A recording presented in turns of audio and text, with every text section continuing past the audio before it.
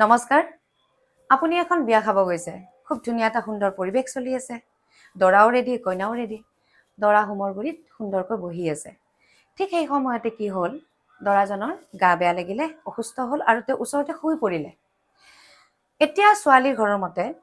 লৰাজনে drunk হৈ আছিল তেওঁ মদ খাইছিলে আৰু সেইভাবে তেওঁ পৰি গ'ল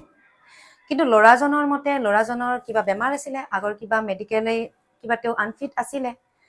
গতিকে এতিয়া দুই পক্ষৰ মাজত কিছুমান মতানৈক্যৰ সৃষ্টি হৈছে আজি মই এই কথাখিনি আলোচনা কৰিব লৈছো এটো কাৰণে যে আইনে এই বিষয়ে কি কয় কাৰণ যেহেতু আইনৰ এটা দ্বাৰস্থ হৈছে দুই পক্ষ গতিকে সেইভাবে মই আজি আইনে কি কয় বা আইনৰ কি প্ৰভিজন আছে বা তেওঁ কি ব্যৱস্থা ল'ব পাৰিব সেইবোৰ কথা কৈ আছো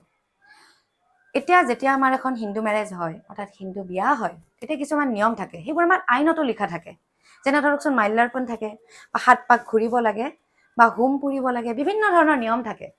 যেহেতু বিয়াখন হোৱাৰ আগতে ছোৱালীজনী উলাই নাহিলে আৰু বিয়াখন নহলে এইবোৰ নিয়ম নহল গতিকে বিয়াখন হোৱা বুলি আমি ক'ব নোৱাৰো বিয়াখন আমি নৈ কৰিব লাগিব সেই ক্ষেত্ৰত যিখিনি স্ত্ৰী ধনৰ কথা আহি পৰিছে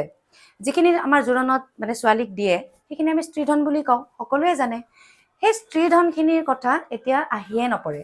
আৰু সেই স্ত্ৰী ধনখিনি ছোৱালীজনীয়ে লৰাজনক ঘূৰাই দিব লাগিব সেকেন্ডলি মোস্ট ইম্পৰ্টেন্ট কথা কেতিয়াবা কি হয় আমাৰ সামাজিক বিয়াৰ আগতে কোৰ্ট ম্যাৰেজ হৈ থাকে যদি তেওঁলোকৰ কোৰ্ট ম্যাৰেজ হৈ আছিল তেতিয়া কিন্তু আমি বিয়াখন হোৱা বুলি ক'ব লাগিব দুয়োকে হাজবেণ্ড এণ্ড ওয়াইফ বুলি ক'ব লাগিব আৰু তেতিয়া সেই স্ত্ৰীধনখিনিৰ ওপৰত ছোৱালীজনীৰ সম্পূৰ্ণ অধিকাৰ থাকিব আৰু সেইখিনি বস্তু তেওঁ ঘূৰাই নিদিও বুলি ক'ব পাৰে তাৰ পাছত আহিল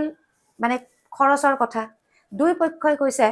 যে আমাকো খৰচ দিব লাগিব সেইটো পক্ষই কৈছে আমাকো খৰচ দিব লাগিব এতিয়া চাওক এখন যেতিয়া বিয়া হয় দুই পক্ষৰ সমানে খৰচ হয় লৰাৰ পক্ষৰো খৰচ হয় ছোৱালীৰ পক্ষৰো খৰচ হয় এতিয়া যেটো মানে পৰিবেশ হৈছে যেটো সিচুৱেশন হৈছে হেতুত আমি যদি চাও তেতিয়া আমি ক'ব লাগিব যে যদিহে লৰাজনৰ সঁচাই কিবা মেডিকেলি কিবা তেওঁ আনফিট আছিল তেওঁ যদি এটো মেডিকেলি প্ৰুভড হয় তেতিয়া হলে লৰাজনেও সেই ছোৱালী ঘৰৰ ওপৰত এইখিনি যিখিনি বয় বস্তুৰ ক্ষতি হ'ল যিখিনি সন্মান হানি হ'ল তাৰ বাবে তেওঁ এটা ডিফামেশন কেছ কৰিব পাৰে আৰু যদিহে ছোৱালী ঘৰৰ যিখিনি মানে মন্তব্য যিখিনি কথা কৈছে তেওঁ যে লৰাজন মানে ড্ৰাংক হৈ আছিল তেওঁ মদ খাই পেলাই তেওঁ বাগৰি পৰিলে যদি সেইটো হয় তেতিয়া হলে ছোৱালী পক্ষই দৰা ঘৰৰ ওপৰত ডিফামেশন কেছ এটা কৰিব পাৰিব গতিকে এতিয়া এই সমস্ত কথাখিনি আপোনালোকে বিচাৰ কৰি চাওক